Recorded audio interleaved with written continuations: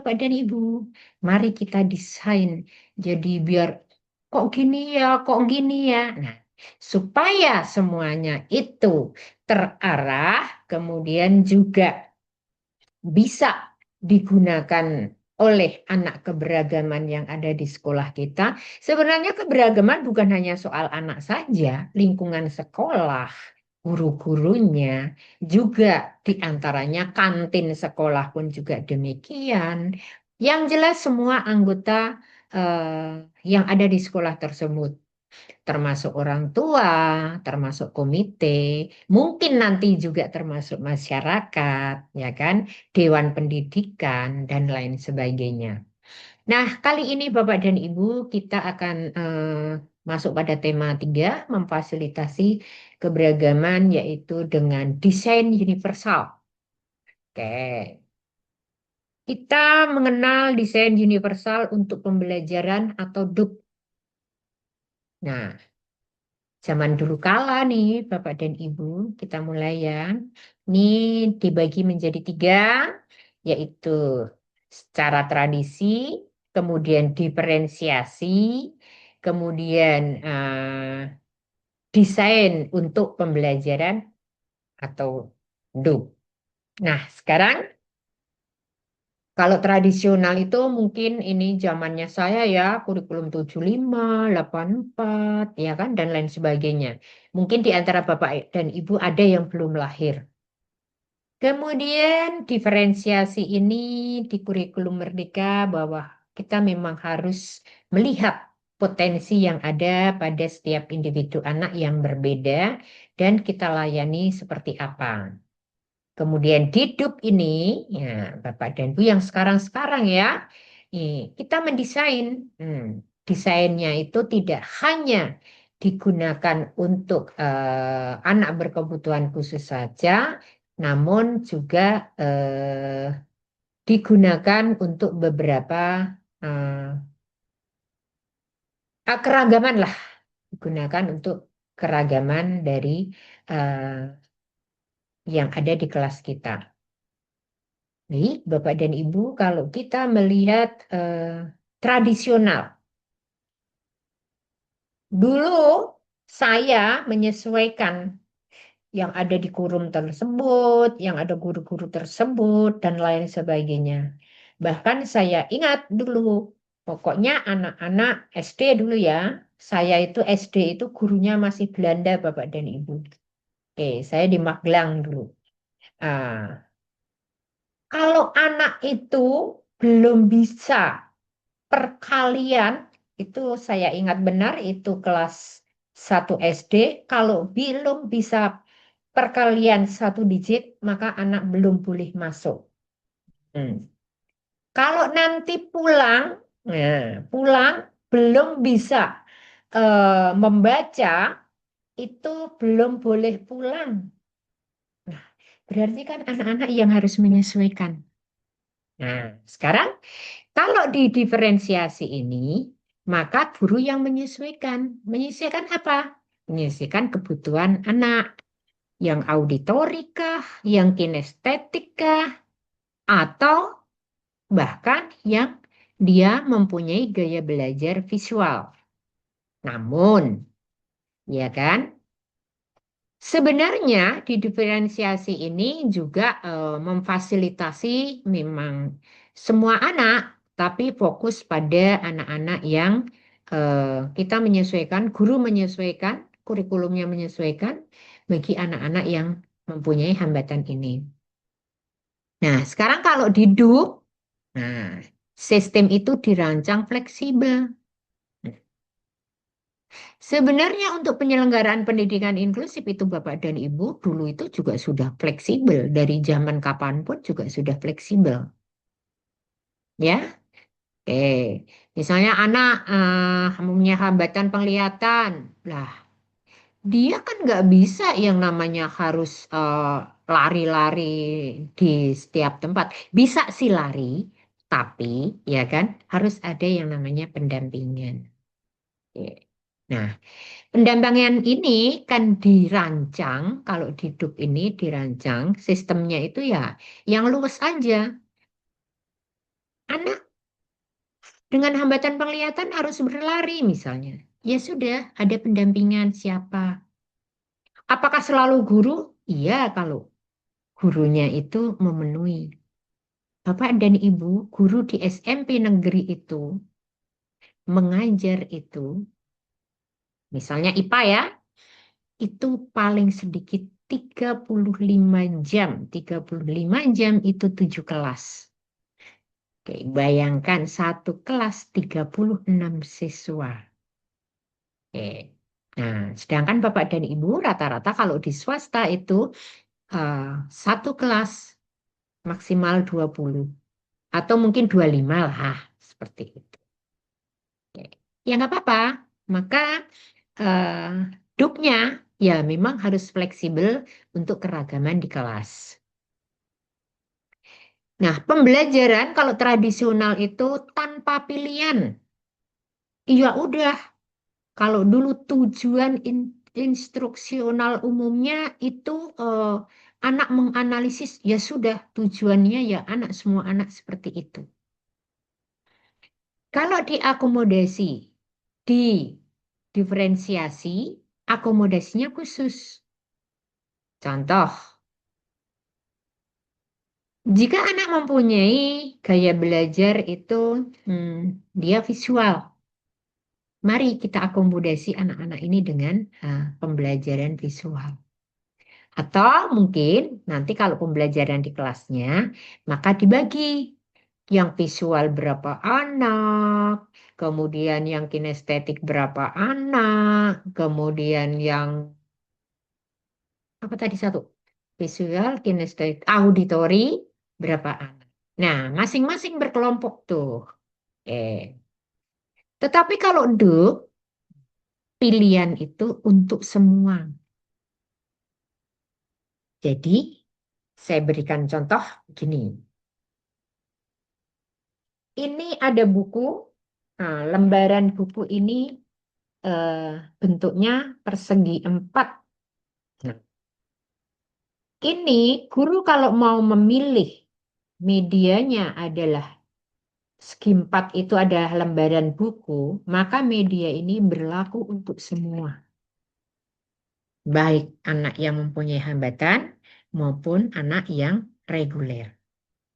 Oke. Basisnya normal-normal saja sih kalau tradisional.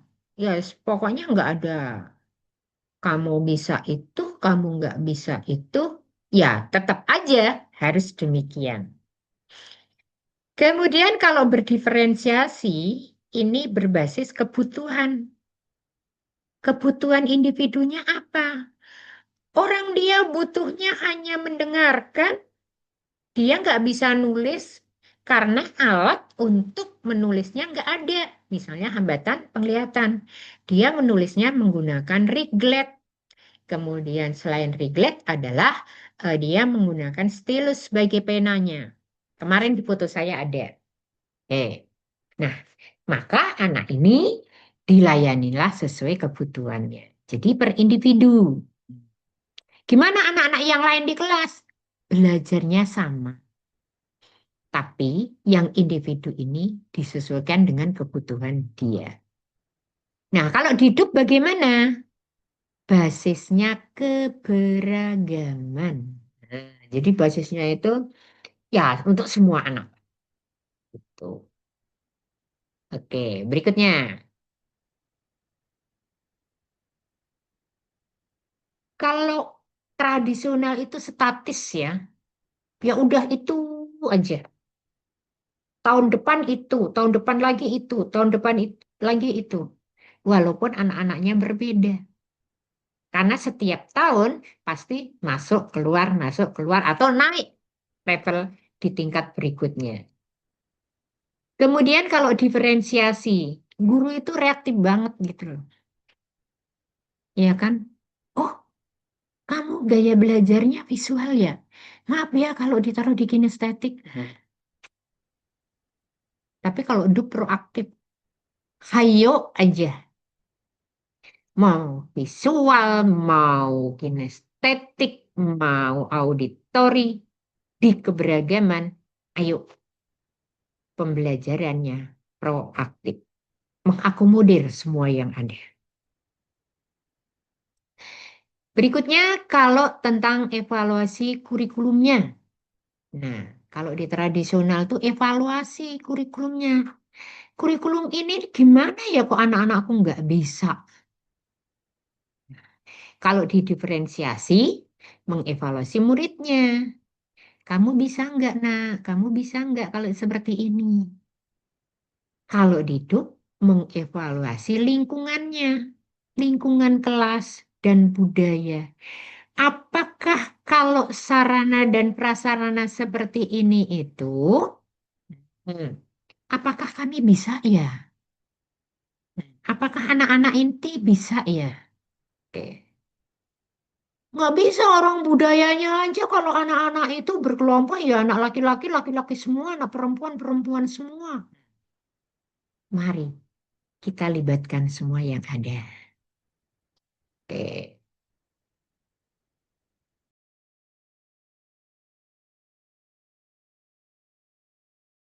Kemudian di tradisional, eh, naskah. Jadi ngikutin naskah yang ada di kurikulum. Nah, di diferensiasi ini basisnya kebutuhan individu.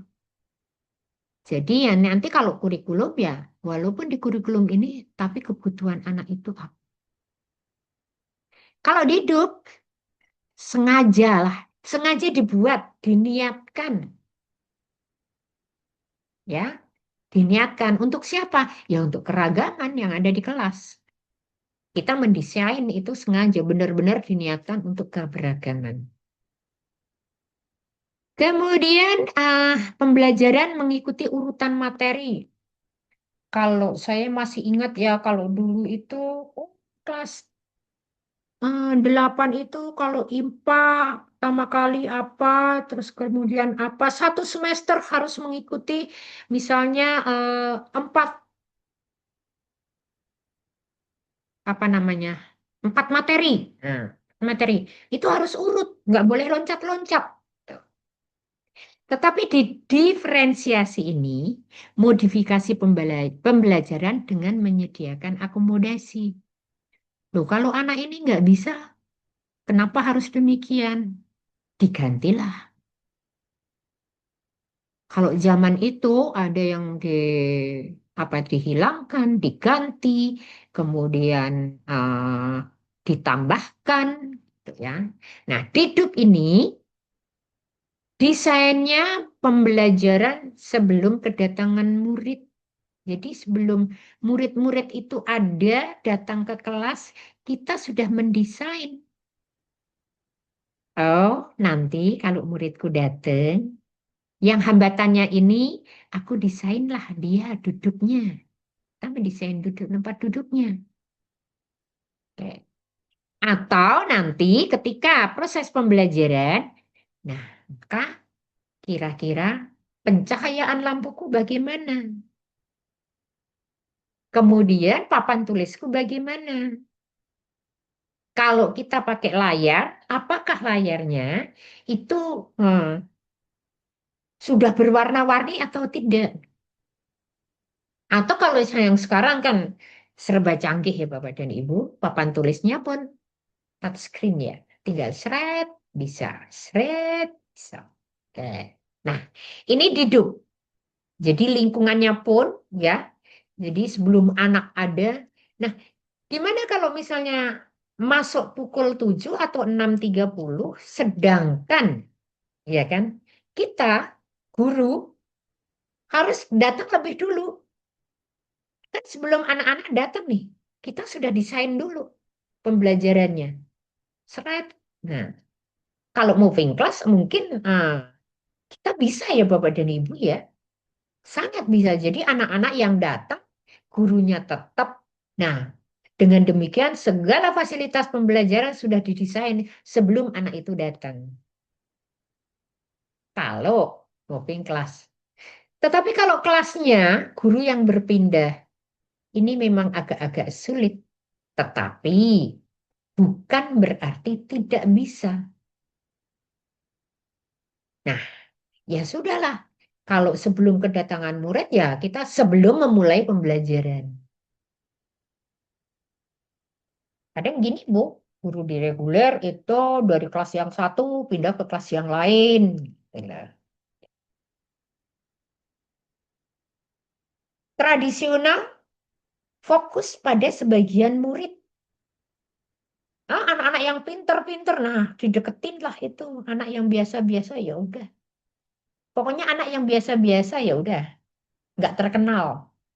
Anak yang tidak biasa, ya pokoknya yang berbeda. Nah itu. Tapi yang murid lebih diperhatikan yang pinter-pinter. Nah kemudian kalau berdiferensiasi, ini fokus pada kemampuan murid. Kemampuan yang seperti apa? Loh, dia mampu di ini kok, mampu di ini, mampu di mapel ini, mampu di mapel ini. Boleh, tetapi di SMP masih semua mapel harus anak-anak mengikuti. Namun apa? Kemampuan murid itu apa? Lah dia kemampuannya di mana? Kemampuannya ada di eh, kelas 3 SD. Ya sudahlah, kemampuan murid ada di mana? Sedangkan anak sudah duduk di kelas 8 SMP. Kalau Dok fokus pada keberagaman, ya udah beragam. Kamu mampunya di apa? Mampunya semua terlayani, terdesain. Oke, tradisional seperti yang tadi fokus tadi ya Bapak Ibu, jadinya mengabaikan pada sebagian besar murid. Sebagian, tidak semuanya. Oke. Saya masih ingat itu dulu, saya loncat kelas, ya loncat kelas. Saya kelas 5 SD ikut ujian SD. Nah, dapat. Oke, kira-kira seperti itu. Kemudian bekerja pada kemampuan individu. Jadi diferensiasi ini memang ya tadi dikatakan auditori, visual, kinestetik. Jadi bekerja pada kemampuan anak. Kemudian kalau Duk menghilangkan hambatan. Nah, penyelenggaraan pendidikan inklusi ini Bapak dan Ibu intinya menghilangkan hambatan pada sistem pendidikannya. Nah, jadi Ibu dan Bapak sebenarnya semua itu ketika sudah nyangkut yang namanya inklusi, maka anak belajar bersama di kelas yang sama, pada usia yang sama, kemudian menghilangkan hambatannya. Artinya sama itu apa Bapak dan Ibu? Ya kalau usianya 6 tahun atau 7 tahun, berarti dia juga kelas 1 SD. Jadi belajar di usianya. Menghilangkan hambatan diantaranya apa? Nah, nanti kalau sudah lingkungan inklusif ramah pembelajaran, maka ada yang namanya nanti penerimaan zonasi, kemudian ada, oh rumahnya deket sini, bla bla bla. Nah, baru nanti intinya menghilangkan hambatan. Oke, berikutnya sekarang.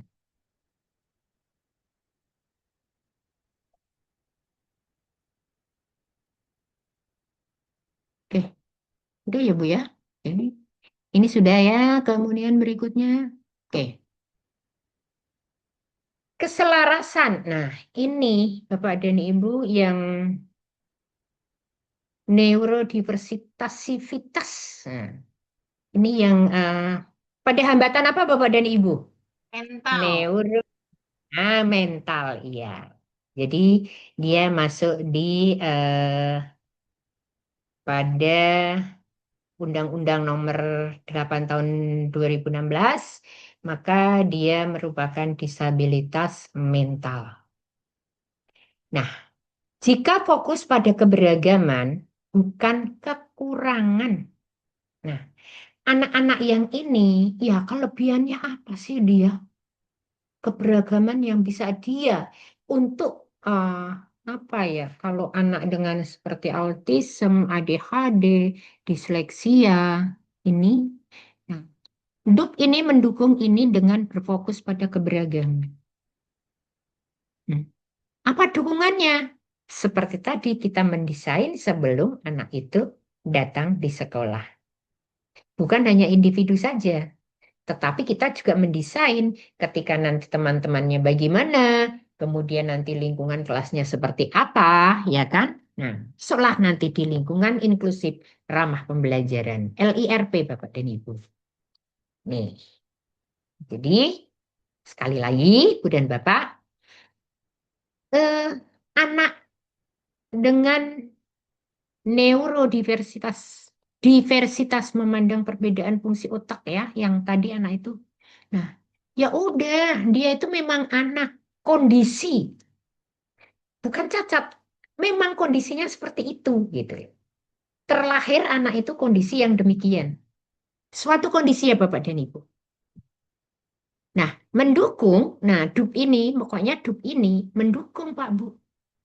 Pokoknya nanti anak ini di kelas dengan teman-temannya belajar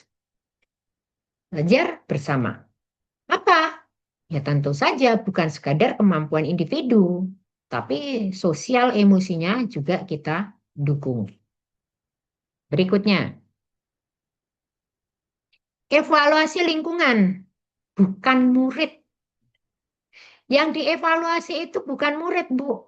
Jadi, kamu itu nggak bisa loh kalau ini. Ya kan? Kamu harus belajar lagi, kamu harus usaha lagi. Nah, tidak begitu.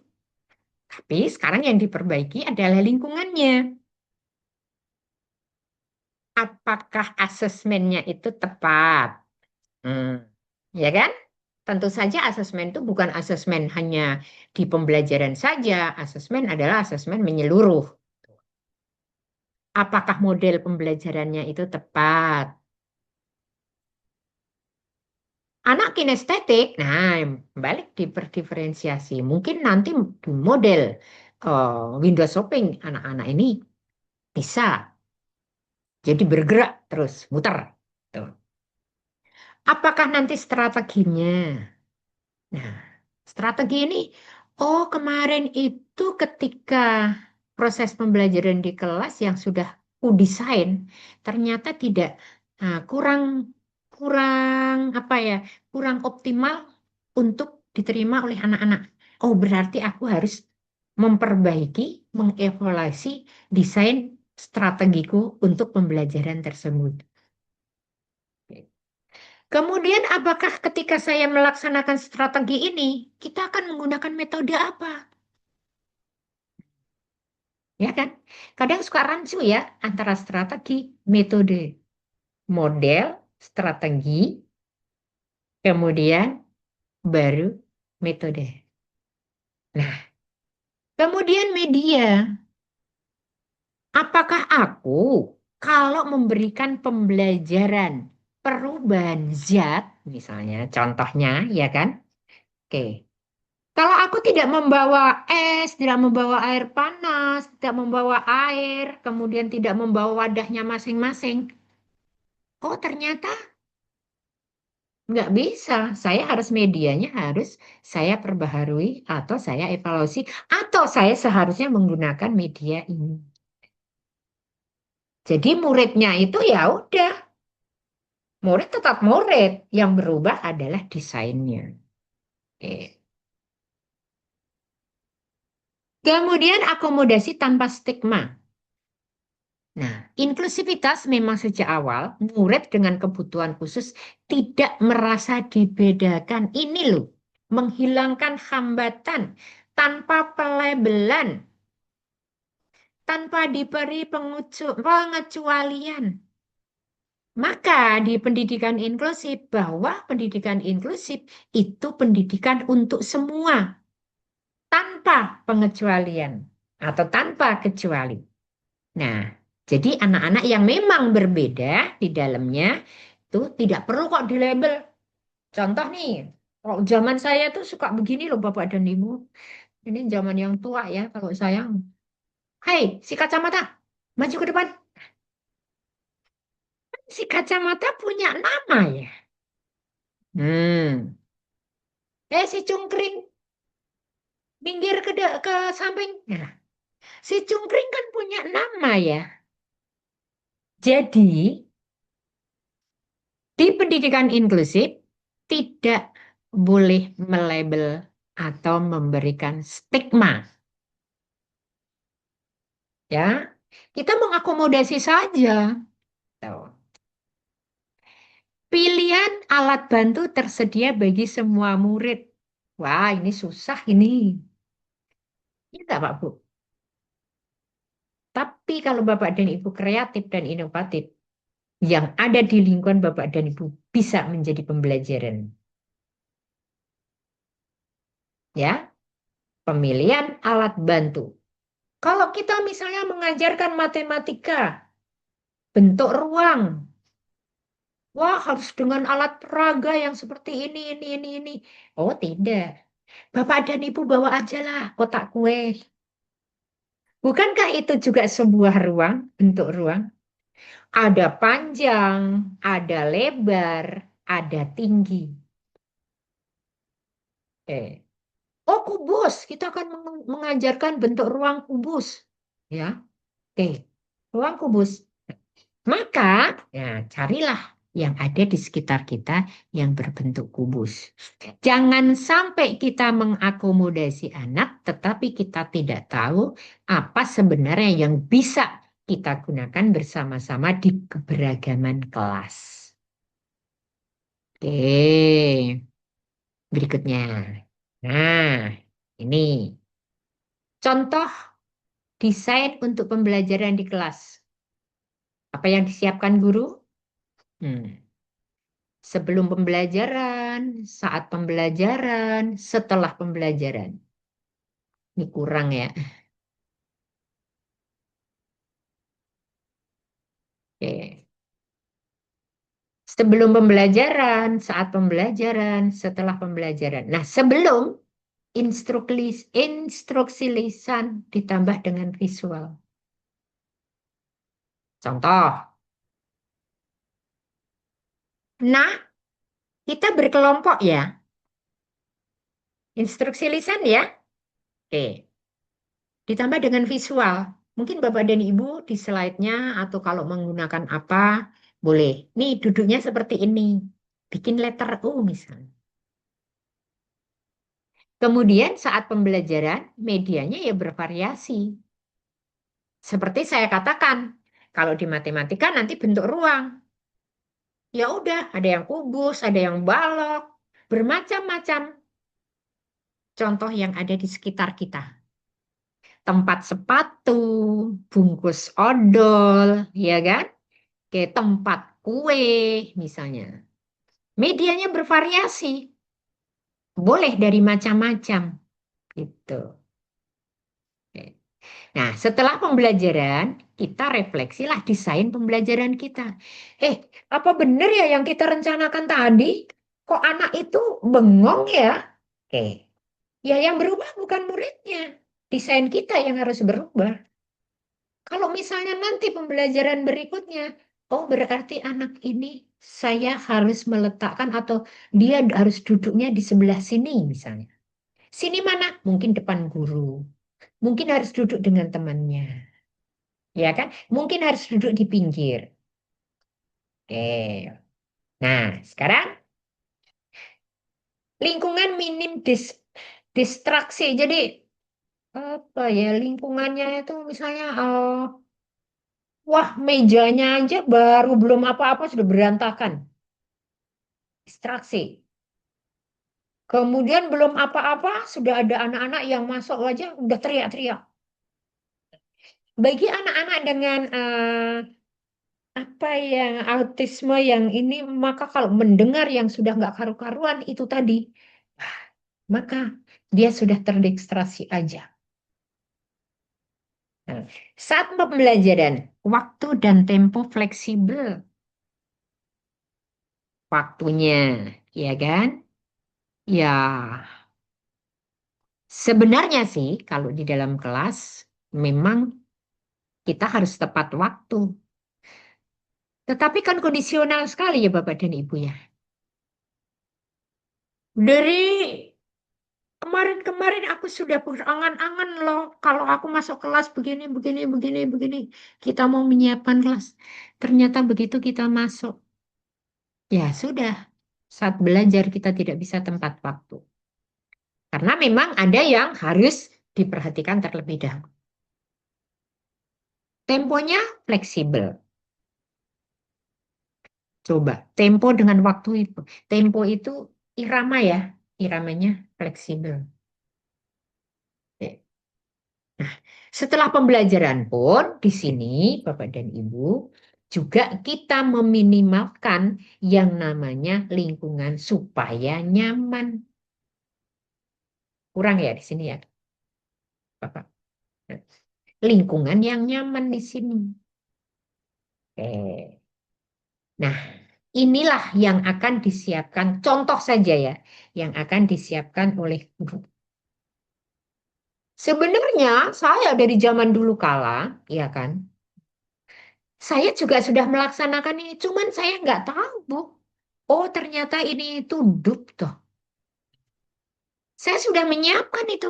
Oh, aku sudah bikin RPP, nanti medianya ini, nanti strateginya bagaimana seperti ini. Kemudian nanti kalau di kelas anak-anakku, aku harus mengaturnya seperti apa. Biasanya saya di lab, oh anak nanti berkelompok. Begitu datang anak berdoa berkelompok, kemudian nanti dibagi, kemudian medianya nanti saya akan media demonstrasi atau kita medianya dengan alat-alat percobaan. Tapi setelah pembelajaran kadang-kadang, tapi sering juga. Harusnya besok nih, seperti ini, harusnya besok nih. Jadi kalau di RPP saya itu Bapak dan Ibu, itu banyak yang namanya coretan-coretan. Saya pernah diliatin, nah dipanggil oleh pengawas. Ini gimana sih RPP-nya coret-coretan kayak begini, kayak begini, kayak begini. Ya namanya RPP, rancangan. Kalau tidak cocok ketika saya sudah class action, sudah di kelas, sudah dalam proses. Jika tidak ada, ternyata saya coret-coret itu, saya merefleksi diri. Tapi saya nggak tahu. Saat itu, inilah saya sudah melakukan yang namanya desain untuk pembelajaran. Saya percaya Bapak dan Ibu semua sudah melakukan semua itu. Cuma belum. Oh, ternyata toh. Nah, oh, itu baru. Baik. Oke, sampai di sini Ibu dan Bapak. Ada yang ingin bertanya? Atau ingin mengemukakan pendapat? Yuk, Ibu boleh saya kah? boleh. Ayo. Eh, Ibu di slide kedua deh, mengenai tadi yang tradisional diferensiasi sama DUP. Yes. Di bagian yang kedua, Ibu. Ini kan Ini, bagian satu, bukan? Slide keduanya. ini. Iya, betul. Bu, saya apakah ini curhat atau pertanyaan? Saya bingung ya, Bu. Hanya saya di kelas 9 memang tahun ini tidak ada yang teridentifikasi sebagai anak berkebutuhan khusus. Puji Tuhan sih. Hanya di kelas 8 ada. Saya cuma khawatir untuk pelaksanaan TKA-nya, Bu. Tes kemampuan Hmm. akademik. Apakah tes kemampuan akademik juga soal-soalnya fokus pada keberagaman? Kalau saya boleh katakan tentu tidak. Karena Iya. dari beberapa informasi yang saya dapati, justru TKA itu soal-soalnya mengarah kepada HOTS, pemikiran yang tingkat tinggi. Nah, bagaimana dengan anak saya yang disabilitas mental? Waduh, Hmm. berapa nilainya ya? Gitu. Ya walaupun Ya. tidak mempengaruhi yang namanya rapor pendidikan sekolah, tetapi Ya. cukup menyiksa ya Bu ya, dalam tanda kutip menyiksa hati saya dengan nilai yang mungkin dia jangankan bisa menyelesaikan soal, menemukan jawabannya aja bingung pasti. Gitu. Betul. Demikian, Bu. Mm.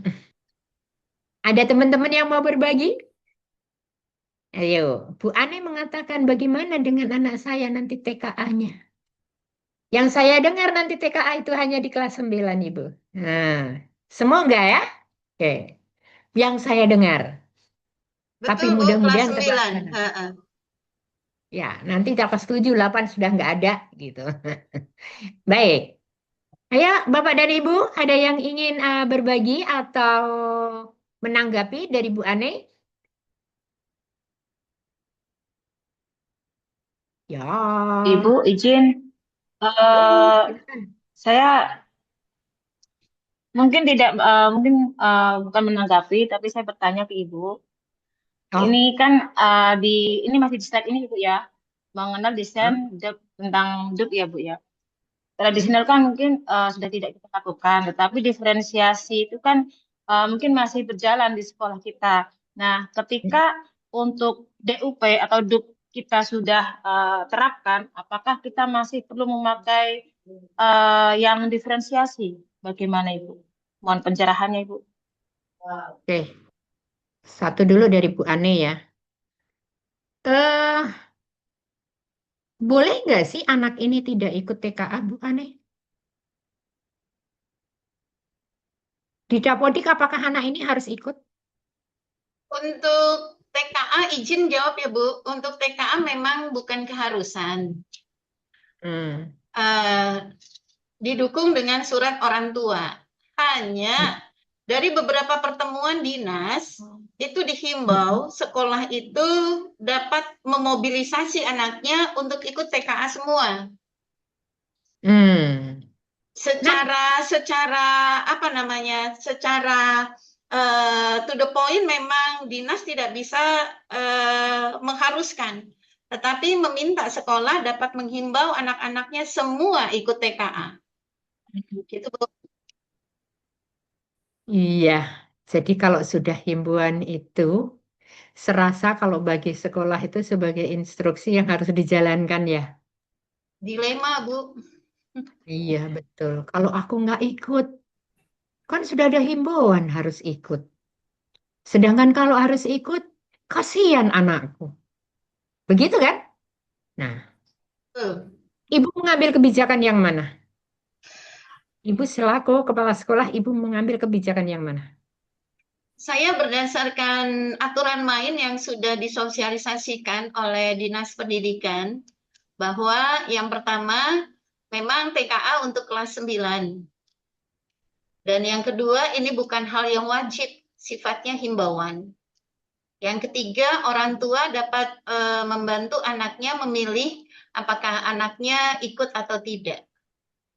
Jadi kami menyerahkan seperti itu. Yang keempat, secara internal kalau ada anak kami yang dalam tanda kutip anak inklusi atau ABK ingin ikut, kami fasilitasi, Bu. Dan kami Ya. menerima apa adanya hasilnya. Begitu, Bu. Terima kasih. Iya. Terima kasih Ibu Ane. Ibu Ane sudah menuju inklusif, benar deh. Terima kasih. Oke, Ibu tidak bertanya, tidak bercurhat, tapi Ibu berbagi pengalaman bagi semuanya. Ya, saya anggap seperti itu. Baik, tadi dengan Ibu siapa ya? Bu Kurnia kah? Eh, Ya Bu, Bunia Bu. Bu Nia ya? Oke, Bu Kurnia, apakah berdiferensiasi masih berlaku atau tidak? Kan kalau hidup itu desainnya adalah keberagaman ya, Bu. Sebenarnya di sini masuk juga sih, kalau menurut saya. Nah, menurut saya ya, walaupun berdiferensiasi ini fokusnya adalah individu, tetapi individu pun kalau di keberagaman kan masuk, Bu. Semua. Jadi keberagamannya ya masuk. Diferensiasinya ya masuk. Tradisionalnya masuk. Tapi fokusnya sekarang adalah menghilangkan hambatan. Kalau berdiferensiasi kan Oh, aku nggak bisa kok kinestetik. Ya, hidup ya kita hilangkan. Itu Bun ya. Jadi jawabannya seperti apa kira-kira menurut Ibu? Jawaban saya? Siap Ibu, masih bisa dipakai tergantung eh, selama tidak menjadi hambatan untuk kita lakukan. Hmm, hmm. Jadi Jadi Ibu, diferensiasi tradisional masih bisa dipakai selama itu masih bisa apa namanya, karena kita fokusnya ke keberagaman tadi menurut Ibu ya Bu ya. Jadi memang ada masih ada yang mungkin berbasis kemampuan murid itu masih ada Ibu. Jadi masih bisa dipakai. Terima nah, kasih ya Ibu ya. Jadi kita masih tidak harus, oh kalau udah dub berarti diferensiasi nggak ikut nih. Itu tidak berarti sesuai kebutuhan yang dibutuhkan ya Ibu. ya. Tapi ingat ya Bu, di tradisional hanya sedikit ya yang nyelip ya. Siap, Ya, gitu ya. Akan siap memfasilitasi Ibu. sebagian, ya kan? Tetap, tapi memfasilitasi yang memang nanti larinya ke diferensiasi, nanti larinya menghilangkan hambatan, ya. Oke, apakah kita harus, nah nanti desainnya adalah hidup. Ya kan? Oke. Memang anaknya ada nggak? Tetap ada, anaknya tetap ada, ya kan? Tapi kan tidak bekerja pada kemampuan aja dan tidak bekerja pada sebagian. Kalau di tradisional kan sebagian. Ya sudah, pokoknya di dalam keragaman kelas itu kita menghilangkan hambatan. Baik yang harusnya diferensiasi maupun mengabaikan pada sebagian besar murid. Ini yang mengabaikan ini tidak bisa kita abaikan, ya. Jadi di tradisional ini ya kan semua murid juga. Nah, maka haruslah ya sudah. Artinya apa? Nanti di tradisional kita tidak nggak pakai Bu. Ya, bukan dipakai juga enggak juga. Gitu. Ambigu ya. Hmm. Oke, sekali lagi nih. Di tradisional kan mengabaikan pada sebagian besar murid. Betul. Ya kan? Siap. Nanti kalau misalnya ada yang anak yang CI, BI, iya kan? Kan hanya satu, dua, tiga. Apakah dia tidak dihidupkan? Tidak didesain, ikut didesain di sini. Ikut. Artinya di sini ikut semua. Nah, kalau di tradisional hanya sedikit, sebagian. Kalau di diferensiasi, yaitu bekerja pada kemampuan individu. Ya, di sini Bu, hidup ini diferensiasi saya rasa masih berlaku. Tapi kalau di tradisional ya enggak lah ya, karena sudah menghilangkan lah, menghilangkan gitu. Oke, ada lagi Ibu dan Bapak? Bu, Hmm, kasihan guru ya. Bu, Karena kalau mau desain jujur, pembelajarannya, aduh jadi beragam. benar. Saya Nah, nggak ngebayangin loh. menurut Bapak dan Ibu, kira-kira modul ajarnya atau RPP-nya jika dalam satu kelas itu ada dua anak berkebutuhan khusus, berapa RPP atau modul ajarnya?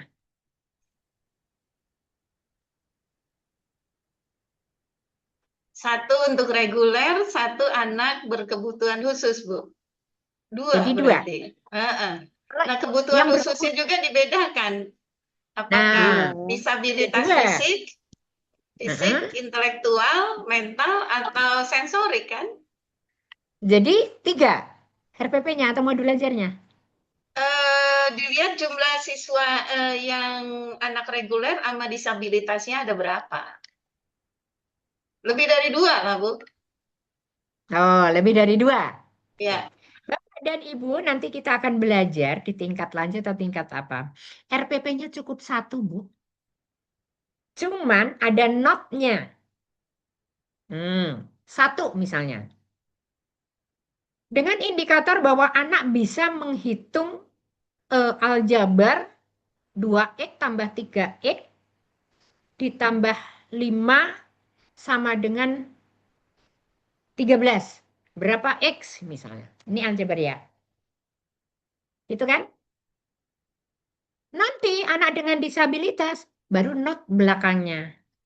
Kalau dia baru bisa hitung-hitungan, ya anak bisa menghitung penjumlahan bla bla bla. Not berikutnya untuk anak yang memang mempunyai hambatan penglihatan, maka anak menyebutkan atau bisa menghitung secara lisan bla bla bla. Satu Bu RPP atau modul ajar. Oke? Oke. Nanti kita akan belajar. Oke, Ibu dan Bapak, ada lagi?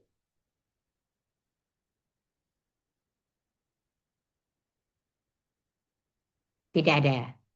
Oke, baik. Bapak dan Ibu, materinya akan saya jadikan satu dengan materi yang sore, supaya nanti ketika kita sudah sehabis istirahat, kita bisa langsung masuk tugas breakout room menjadi satu, kita mau leluasa untuk tugas di situ.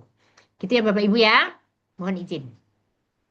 Oke, berikutnya LIRP mana? Nah, kita masuk pada berikutnya. Lingkungan inklusif ramah pembelajaran ini ada dua. Satu, penyesuaian fisik. Yang kedua, penyesuaian non-fisik. Lingkungan, artinya di sekitar kita ya Bapak Ibu ya. Oke, lingkungan. Ya. Mengelola infrastruktur dan tata ruang kelas untuk aksesibilitas optimal. Kayaknya kemarin saya sudah ada foto anak yang mejanya saya potong. Furnitur ergonomis. Ya. Jadi furniturnya itu sesuai dengan yang mungkin nanti kalau ada anak yang apa itu punggungnya atau apa seperti anak saya yang pakai krek pas belajar di luar foto kemarin itu, nah, maka tempat duduknya agak tinggi, kemudian ada senderan dan ada pegangan.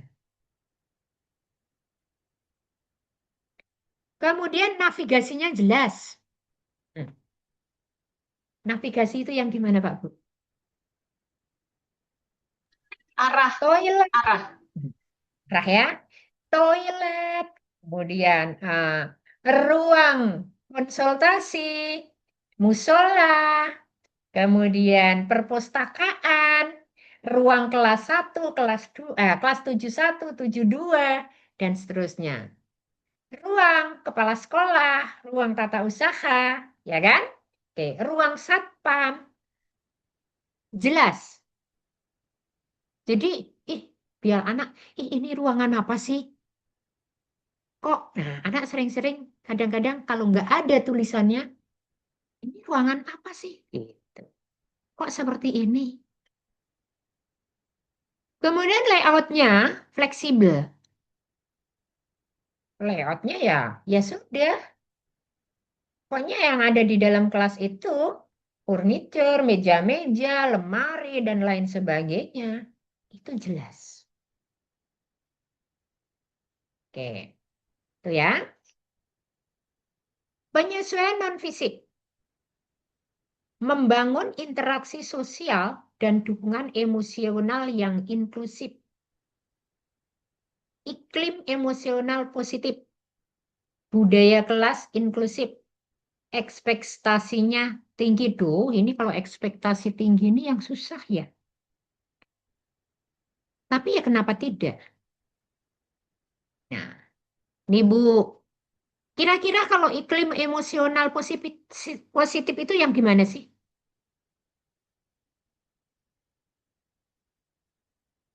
Ya, kita senyum, ya kan? Kita bikin anak tidak emosi. Kemudian mungkin didukung dengan penyesuaian fisik, tidak ada gambar-gambar yang wah warnanya mencolok dan lain sebagainya. Itu bagi anak-anak tertentu akan membuat tantrum, ya kan? Kemudian budaya kelas yang inklusif, saling menghargai, kemudian saling toleransi, berbagi. Satu lagi, saling melayani antara satu anak dengan anak yang lain. Artinya melayani bukan berarti seperti yang diutarakan Ibu siapa ya kemarin, bahwa anaknya ada anak Bu, satu anak kalau sudah duduk minta dilayani, ambilin pensil, ambilin pena, ambilin ini. Tidak. Jadi melayani sesuai dengan apa yang dibutuhkan atau ya marilah kita saling kerjasama. Budaya kelas yang inklusif, jadi untuk semua keberagaman.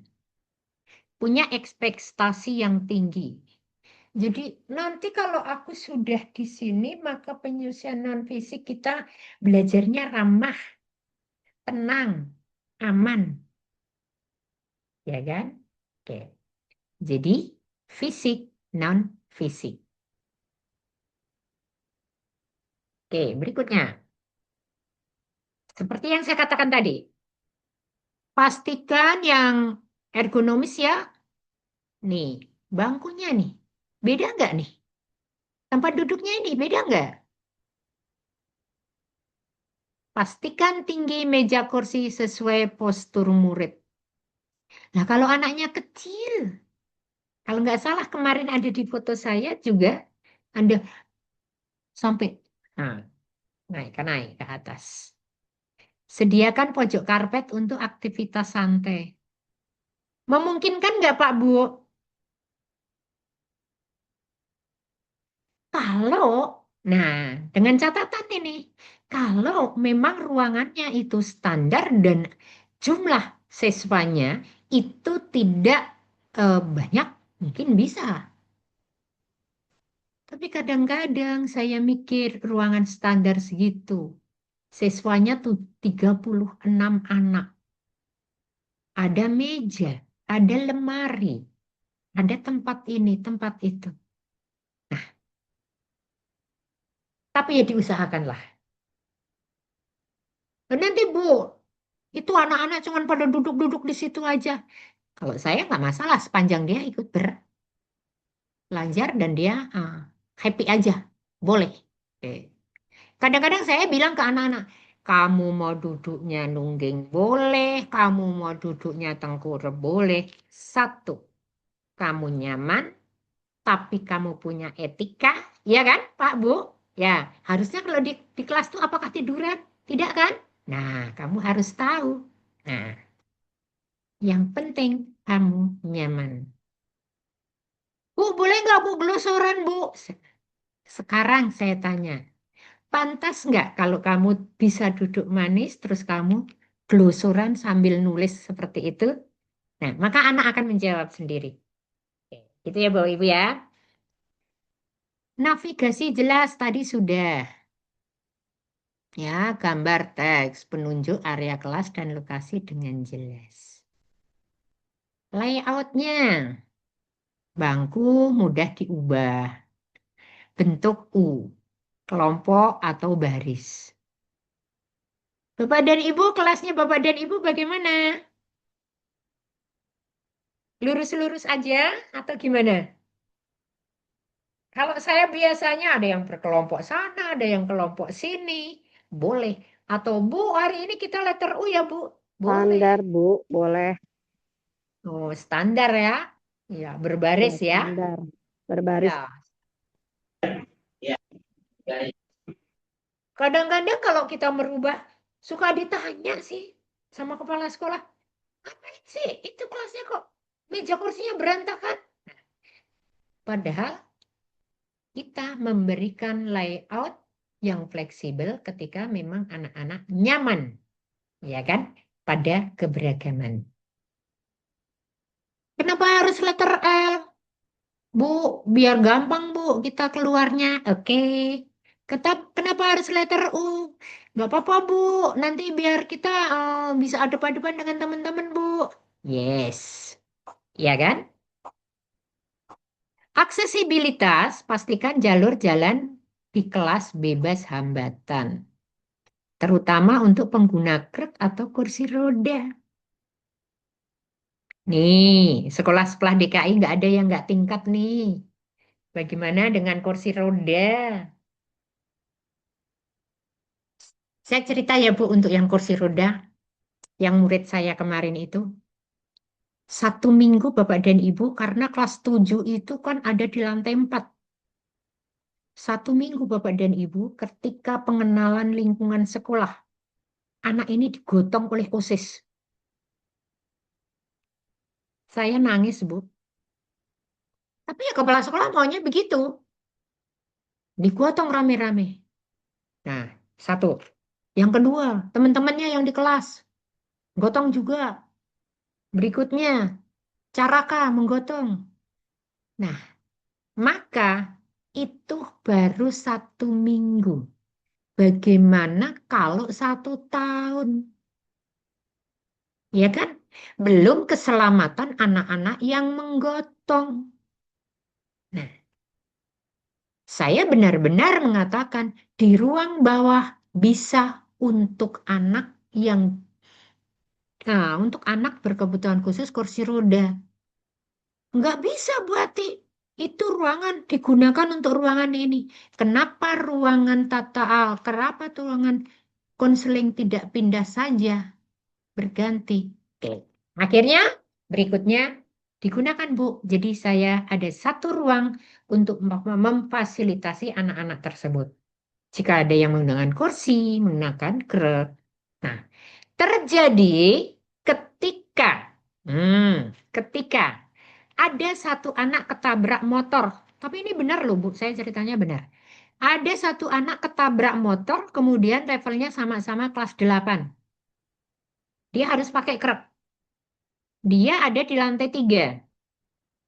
Maka anak ini dipindahkan ke lantai 1 bersamaan dengan anak yang menggunakan kursi roda. Tapi daftar nama itu ada di lantai atas. Ya, ada di lantai atas atau di kelasnya awal sebelum anak ini ketabrak. Nah, nanti setelah sudah sembuh dari tidak pakai krek, kakinya sudah kembali biasa, maka anak ini akan kembali ke kelas. Bagaimana dengan guru-gurunya? Karena kalau di tempat saya, guru IPA aja ada 5, guru matematika ada 6, dan lain sebagainya. Ya sudah, guru yang memfasilitasi. Nah, oh, anak ini nilainya ini. Nah, dikirimlah ke kelas itu. Anak ini, nah, ini masuk di desain ya Bapak dan Ibu. Untuk pembelajarannya. Oke, kita lanjut berikutnya. Teknologi dan kenyamanan sensorik. Teknologi asistif menyediakan alat bantu sederhana, bisa berubah gambar atau aplikasi teks ke suara. Kalau saya, anak-anak saya yang mempunyai hambatan penglihatan, anak-anak saya menggunakan HP, ya kan? Atau laptop yang sudah ada aplikasinya untuk dia bisa asistif. Nah, kalau di laptop, itu apa aplikasinya? Aplikasinya adalah JAWS. Ya, jadi kalau anak itu mengetik huruf A, maka dia akan berbunyi I. Spasi, space, space, space. Nah, ya, oke. Dan juga ada satu lagi aplikasi yang namanya NVDI atau NDVI, ya lupa saya. NVDI. Jadi ada dua. Kalau JAWS itu berbayar, kalau yang satu tadi itu tidak berbayar. Oke. Jadi memfasilitasi alat. Atau mungkin rekaman juga bisa. Oke. Penerangan optimal, hindari lampu yang berkedip. Kadang-kadang ini lampunya nggak diganti-ganti nih, gitu kan? Kedip-kedip-kedip. Atau lampu mati nggak diganti-ganti misalnya. Nah, ini akan mempengaruhi. Kalau memang bisa sih korden, tutup jendela itu ya memang harus dibuka supaya ada cahaya masuk. Nah, apalagi bagi anak yang masih ada sisa penglihatan, tidak blind total, tapi yang disebut dengan low vision, maka penerangan anak ini sangat diperlukan. Bahkan anak saya menggunakan lampu yang 60 watt. Jadi benar untuk lampu itu. Cerong gitu. Benar-benar. Nah, tapi apa Bapak dan Ibu? Ya udah, layoutnya anak tersebut duduk dengan stop kontak. Sehingga lampu mejanya bisa untuk digunakan anak tersebut. Nah, kira-kira kalau sekolah untuk menyediakan lampu belajar aja bisa nggak ya Bapak Ibu ya? Bisa lah. Oke. Bu Ane bisa ya? Nanti dianggarkan. Nanti kalau nggak minta tolong orang tua deh.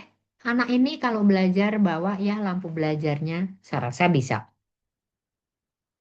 Kemudian manajemen sensoriknya. Gunakan korden untuk kontrol cahaya sudah. Minimalkan kebisingan atau penutup celah pintu. Nelelet, nelelet. Nah, anak dengan gangguan yang tidak fokus tadi, ya, maka begitu, Bu, es krim. Nah, ya kan? Kita meminimalkan itu. Kualitas udara dan suhu. Pastikan ventilasi silang berfungsi. Jaga suhu tetap sejuk dan nyaman. Ahai, sekolahnya sudah menggunakan AC. Bagaimana dengan sekolah reguler, sekolah negeri, apakah sudah ber-AC? Nah, ini Bapak dan Ibu. Tapi yang penting sih kalau menurut saya ya hemat energi saja. Kalau ventilasinya itu berfungsi dengan baik, ya kenapa tidak? Gitu. AC tidak selalu kok membuat anak-anak juga ini, tapi kalau memang bisa, kita juga memberikan edukasi juga. Ayo nak, kita low tax ya. Jadi tidak menggunakan AC. Hemat energi lah gitu. Dan juga kepada anak-anak yang lain, kalau lampu nggak digunakan, matikan. Ya kan? Ini kan edukasi. Air kalau sudah tidak dipakai, tutup. Ya. Kemudian kalau memang bisa sih, pakai yang otomatis kan. Tangan, berapa menit mati. Tangan, nah, berapa menit mati. Nah, itu. Tapi ya kita edukasi saja. Kalau buka keran ya jangan full. Nah, tergantung kebutuhan saja. Orang cuma cuci tangan kok sampai airnya nyiprat kemana-mana. Nah, kira-kira seperti itu. Oke. Saya rasa kalau untuk ini bisa kok. Penyesuaian non-fisik. Nah, sebelum non-fisik, Bapak dan Ibu ada pertanyaan atau ingin berbagi? Bu, di sekolah saya kerannya sudah demikian. Di sekolah saya tidak ada AC, tapi ventilasinya, sirkulasi udara bagus. Silakan.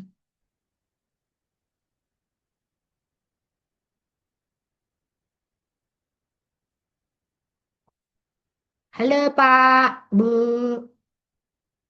Ya, Ibu. Halo, Bu. Ya, mendengarkan, Bu. Oke. Hmm. Bu Sela ada ya, Bu Sela ya. Bu Claudia ada kan? Ya, ayo Bu On, Bu. Oke. Bu Devrita nih. Halo, Bu Devrita. Pak Aldi. Halo Pak Aldi. Bu Devrita, Bu Iya, Vidya. Ibu. Ya, Bu Vidya tahu. Tadi izin Bu Vidya. Ha-ha. Oke, karena Nyambi sedang penilaian sekolah. Oke. Bu Regina. Oh iya, Bu Yanti. Bu Yanti dari P4. Ibu Siti Helmi tadi bilang kalau jaringan, Bu. Bu Yanti dari Kepulauan Seribu dan dia. Bu Siti Helmi ya. Dia jaringan.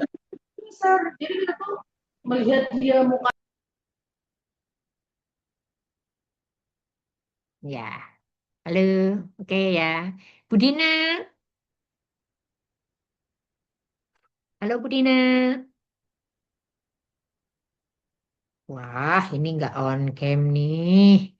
Oke lah, baik. Oh, Bu Dina ada. Bu Claudia, ini kayaknya Bu Claudia ini sekolahnya sudah semuanya sepertinya sudah mengakomodir anak-anak. Ayo Bu Claudia, cerita tentang sekolahnya. Bu, kelas saya sudah AC semua, gitu Bu Claudia. Ya sudah, nggak ada. Baik, Boleh Bapak Bu, dan Ibu. Ya, Bu, siapa nih? saya Ibu. Hah? Bu Sela. Oh, Bu Sela. Mana Bu Sela? Yuk. Sekolahan saya sendiri, memang untuk ruangan kelas ya sudah AC semua, tapi memang untuk yang seperti yang Ibu bilang, anak-anak juga harus dikasih tahu terkait dengan penggunaan listrik dan lain sebagainya. Memang awal-awal ya anak-anak kadang lupa gitu matiin, tapi lama-lama sih memang mereka maksudnya perlu proses juga ya kali ya. Jadi kami kayak coba AC-nya dimatiin awal-awal. Nah, terus pas belakangan ini saya lihat, oh udah mulai tahu aturannya ketika udah kelas udah selesai, biasanya udah langsung dirapiin, lain sebagainya kayak gitu. Jadi ada rasa tanggung jawabnya juga terhadap kelasnya gitu sih, Bu. Oke, terima kasih. Yo, Ibu dan Bapak yang lingkungannya tidak menggunakan AC tetapi ventilasinya bagus. Ada? Ya, Bapak Ibu. Baik, nggak apa-apa. Oke, kita lanjutkan Bapak dan Ibu ya. Itu diantaranya bagaimanapun juga kita juga harus mengedukasi anak-anak walaupun nyaman dengan AC dan lain sebagainya, lampu terang dan sebagainya, air melimpah, tetapi kita juga tetap mengedukasi penghematan energi, penghematan eh, apa itu air, penghematan yang memang bisa kita hemat. Gitu ya Bapak dan Ibu ya. Oke, berikutnya sekarang iklim emosional dan interaksi positif. Sapaan personal. Mulai kelas dengan menyapa setiap murid. Sebut namanya dan tanyakan kabarnya. Selamat pagi anak-anak, apa kabarmu? Mungkin seperti saya tadi ya Bapak dan Ibu. Selamat pagi Bapak dan Ibu, sudah sarapan? Maka tadi ada ibu yang menjawab, sudah Bu, sedikit gitu. Lupa saya tadi ibu siapa. Sudah Bu. Baik. Oh, kopi saja nih sarapannya. Nah, misalnya. Kita menyapa.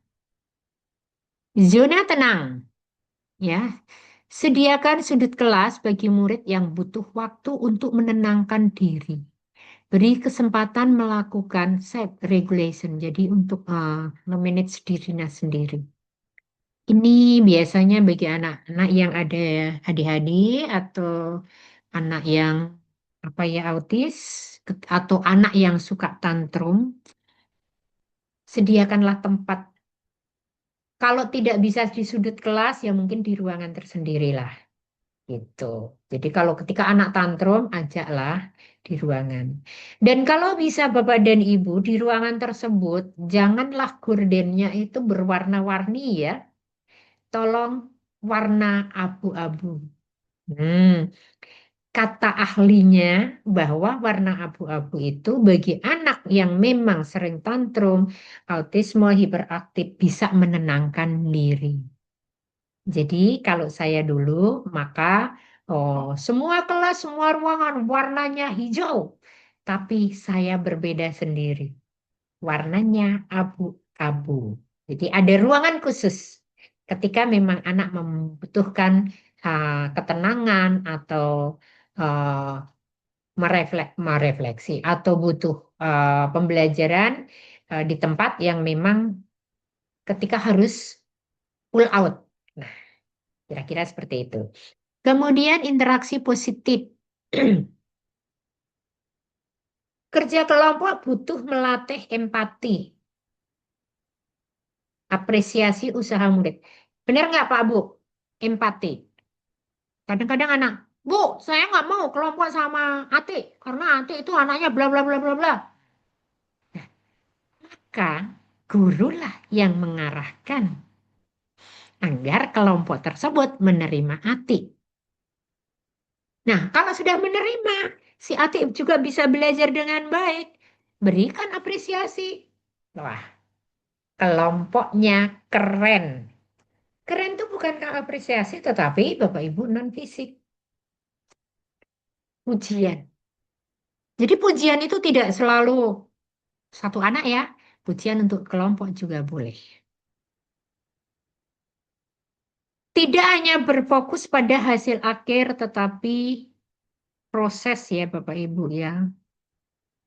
Proses tidak mengkhianati hasil atau hasil tidak mengkhianati proses Bapak Ibu. Itu, ada yang sering kita ngomongnya gitu. Wah, ternyata ya hasilnya benar-benar effort yang nggak kaleng-kaleng katanya. Kemudian empati guru. Nah, dengarkan keluhan murid tanpa menghakimi. Berikan dukungan psikososial saat murid merasa kesulitan. Kalau ini mah memang dari kapanpun kerjaan guru ya Bapak Ibu ya. Dah, ini pasti guru itu mendengarkan keluhan murid. Kadang-kadang aja yang enggak. Karena kadang-kadang ada anak yang lebay banget. Hmm. Apa-apa minta diperhatiin. Semuanya minta diperhatiin. Ya sudahlah, paling kita gitu. Bahkan Bapak dan Ibu di masyarakat pun sekarang, Anda loh, kalau nggak salah aplikasi dengar ya, orang hanya ingin mendengarkan saja tanpa memberikan solusi, tanpa memberikan ini, tapi dia hanya mau mendengarkan orang yang curhat. Banyak anak-anak Gen Z sekarang yang kepingin curhat tapi tidak tahu tempatnya. Nah, kalau nggak salah aplikasi dengar atau apa gitu ya namanya, lupa saya. Jadi janjian ketemu orang di mana? Ya udah, orang itu nggak saling kenal, tapi orang itu mau mendengarkan ini. Tapi bagaimana dengan rahasia dan lain sebagainya? Itulah. Kalau memang sudah mau mendengarkan orang segala sesuatunya, setiap rahasia individu benar-benar harus dijaga.